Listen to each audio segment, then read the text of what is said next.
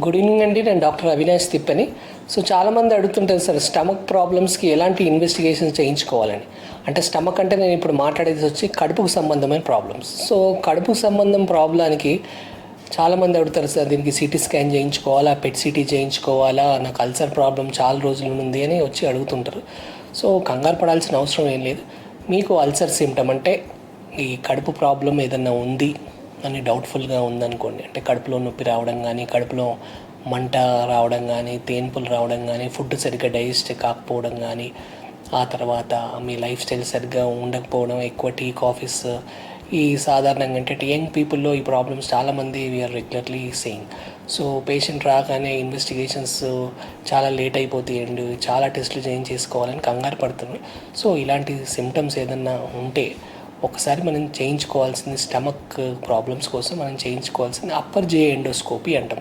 Upper GI endoscopy అంటే ఒక light వేసి కడుపులో ఏదన్నా పుండు కానీ అల్సర్ కానీ ఉంది చూడాల్సి ఉంటుంది.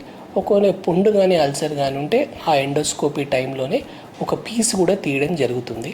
ఆ తీసిన పీసు పైకి రిపోర్ట్కి పంపించేస్తే ఆ పుండు ఏదైనా క్యాన్సర్ లాగా ఉందా లేదా మనం ఐడెంటిఫై చేయగలుగుతాం.